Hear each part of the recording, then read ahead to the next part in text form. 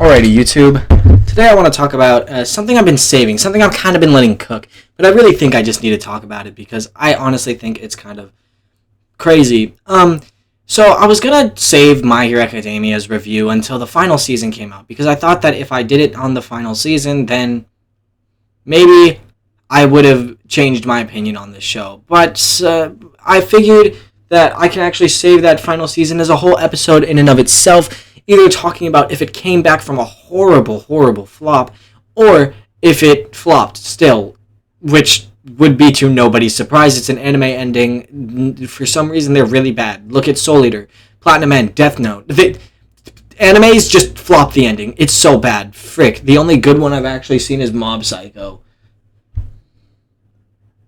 There's probably other good shows that ended. I just can't remember them right now. But yeah.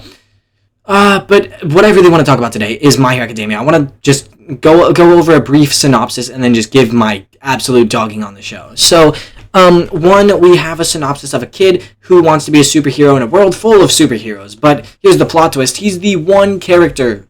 Well, not the one. He's like in the 70, so there's 70% of everybody as heroes, has quirks or like powers. They're called quirks in the show because they're quirky. But, 70% of the society has these quirks, and he's one of the 30% who does not have quirks. But his biggest dream is to be a hero, like the person he is idolizing, who's All Might. Eventually, he's in trouble with a villain, Rutro, and All Might saves him from this villain. And he's like, oh my god, it's my hero, woohoo! And so he's, trying to be there and giving him a little slob on the knob and just being like, oh, I love you so much, what can I do to be a hero just like you, even though I have no superpowers? And All Might's like, pretty much nothing, bro, you suck at everything, just get powers, loser. And so, he skedaddly doodles, and then basically, the main character, despite having no powers, decides to run into a fight without powers, trying to save a person who he thinks is his friend. His name is Bakugo, and he's just absolutely so mean to Deku. It's a joke. He's just bullies this kid. It's crazy. And he tries to save him because that's what heroes do. And to nobody's surprise, he does literally nothing. But All Might saw that he rushed in there trying to help, even though he knew he couldn't. So All Might saw that hero potential in him. So what else is there to do than to make the kid eat your hair and inherit your superpowers? Well, I don't know, because that's exactly what he does. He basically goes on like this big training adventure to get the superpowers. Basically, a kid with no powers gets powers at a very late age, and now he has to learn to adapt to them to become the number one hero in society. And from the first episode, it tells you that he's going to be the number one hero eventually. It's pretty obvious. They didn't try to hide that he was going to have plot armor in this show. They just kind of made that right there up front. It's like, this is the story about how I became the number one hero.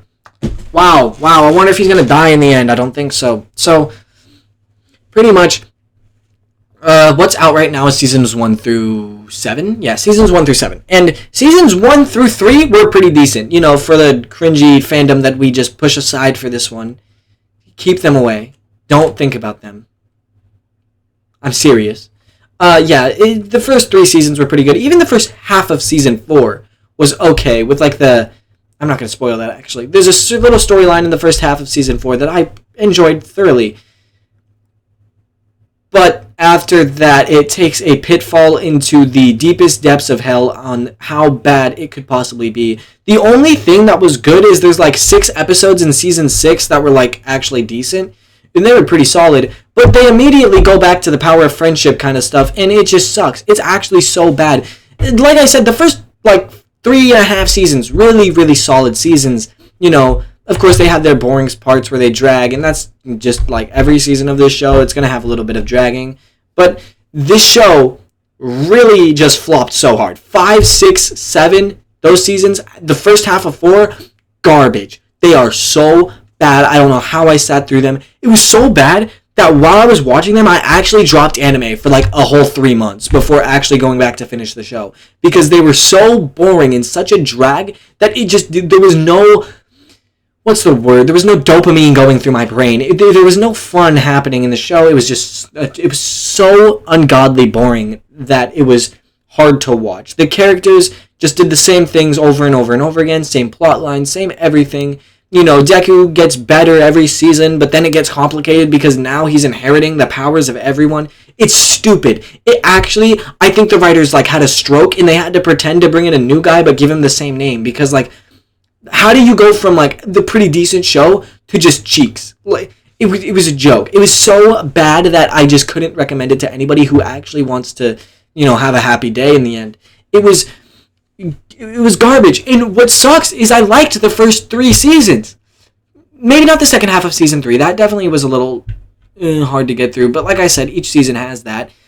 But like the first 3 seasons were solid. They had cool arcs, cool villains, cool things happening. Dude, Stain was like a solid character. And they take all of this and they're like, you know what we should do? Throw it in the trash. Let's write the most miserable characters. Let's make the villains dumb. And it's bad. It's bad. It's not good. It actually becomes the cringy thing that the whole fandom that we were keeping away, they came into the show apparently because it got cringier the more you watch the show, which is crazy. Don't worry, we don't get the Baku Deku kind of stuff. Keep that away from the show. In fact, there is a canon relationship that happens in the end that I got a little spoiled on, but it's kind of obvious if you've seen the show. You know from like episode 3 or something who's gonna get together. It's not freaking rocket science. It's pretty simple. But for some reason, the fandom insisted that Bakugo and Deku got together. See, this is my problem with the fandom. They take a show where the artist is doing something, and they freak out when they don't follow exactly what they wanted, when there was from the start a clear path for the characters, and it's not like the artist is just going to be like, I was enjoying making my story the way that, I thought of it, the whole way that I got people intrigued. But, the fandom's saying I should make these 2 dudes kiss, so let's make it work. And I'm all for LGBTQ kind of stuff, that's fine. But, like, it was very clear in My Hero Academia that was not going to be a part of the show. There's certain characters that are going to get together, and you can pretty much see them from the start. It's not that difficult. But for some reason, the fans insisted that it went a different way. I don't understand. It's whatever. I'm not even going to dwell over it. The fandom is a whole other separate thing that we don't talk about with My Hero Academia, because, like, for the first 3 seasons, it's a solid show, but if you bring them into it, need I say more? Everybody's seen the videos. Everybody's seen the cringe. They're so bad. It's so bad. It's the kind of people that makes me ashamed that I watch anime, which is sad, because I love talking about anime. But, again, I'm just dissing on people. I should stop dissing on people. You do you, boo-boo. But please don't be a My Hero fan. Please, don't be a part of that fandom. But yeah, the show is pretty decent. It's pretty good. It's intriguing and fun to watch for the first 3 seasons. And then it becomes a slog to get through. An absolute chore. It's just bad for the second half of the season. For the second half of the show. I wouldn't recommend it. Pretty much, since I don't recommend the ending, I don't recommend the beginning, because you're going to want to watch the end once you get to, like, season 3 like I did, where you're like, well, I already invested too much time into it, screw it, let's finish it. And yeah, no, not worth it.